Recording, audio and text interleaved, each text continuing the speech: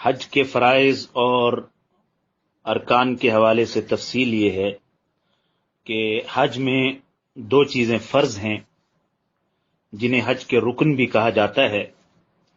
ان میں سے کوئی ایک رکن ادا کرنے سے رہ جائے تو حج ادا ہی نہیں ہوتا.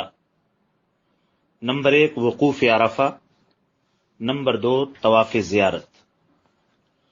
وقوف عرفہ کا مطلب یہ ہے کہ میدان عرفات میں جو مکۃ المکرمہ سے تقریباً 15 کلومیٹر کے فاصلے پر ہے، 9ویں ذی الحج کے دن زوال کے بعد سے لے کر 10ویں ذی الحج کی صبح صادق تک ٹھہرنا.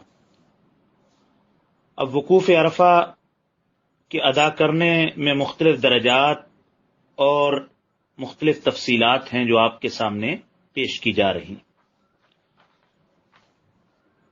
وقوف عرفہ کی سب سے پہلے فرض مقدار پیش کی جاتی ہے کہ عرفات میں کتنی دیر ٹھہرنا فرض ہے جس کے ادائیگی کے بغیر وقوف عرفہ ادا ہی نہیں ہوتا.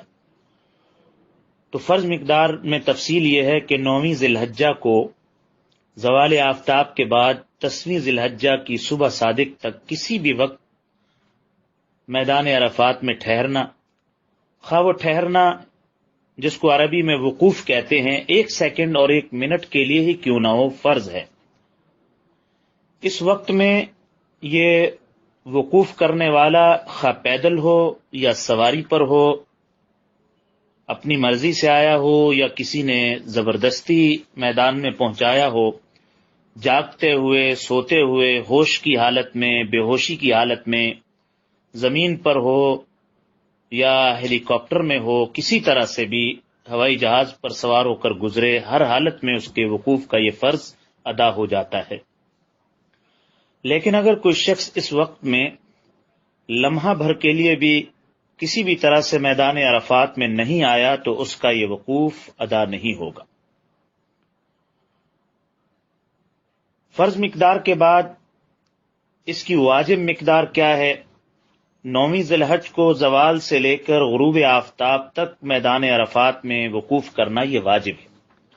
اگر کوئی شخص غروب سے پہلے عرفات کی حدود سے نکل جائے تو اگرچہ اس کا حج کا فرض تو ادا ہو جاتا ہے، لیکن واجب چھوڑنے کی وجہ سے اس پر ایک دم واجب ہو جائے گا.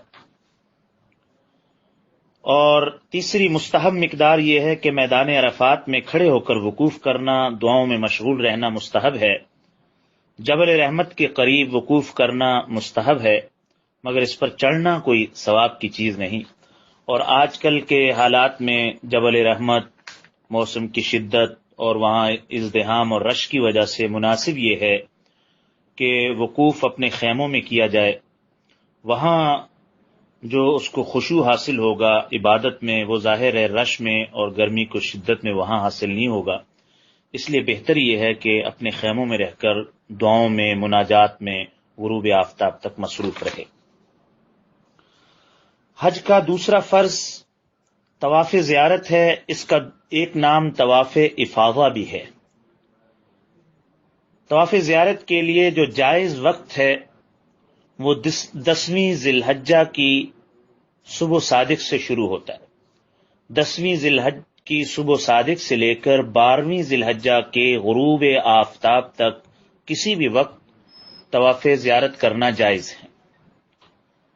البتہ اس کے لیے مسنون اور بہتر یہ ہے کہ 10ویں ذی الحج کو رمی اور اس کے بعد قربانی اور پھر حجامت وغیرہ یعنی حلق اور قصر سے فارغ ہو کر طواف زیارت کرنا مسنون ہے.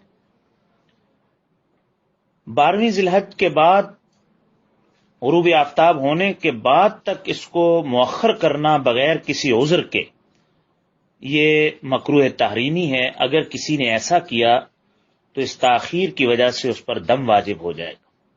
البتہ جو خواتین عذر کی حالت میں ہوں، چونکہ ان کے لیے اس حالت میں طواف زیارت کرنا جائز نہیں ہے، اگر عذر کی وجہ سے، ایام کی وجہ سے ان کا طواف زیارت چھوٹ جائے تو وہ اس وقت تک مؤخر کر سکتی ہیں جب تک کہ وہ پاک نہ ہوں. پاک ہونے کے بعد، غسل کے بعد ان کے لیے طواف زیارت کرنا درست ہے اور ان پر کسی قسم کی کوئی چیز بھی لازم نہ دم واجب ہوتا ہے اور نہ ہی صدقہ لازم ہوتا ہے، بغیر کسی چیز کے ان کا طواف زیارت ادا ہو جاتا ہے۔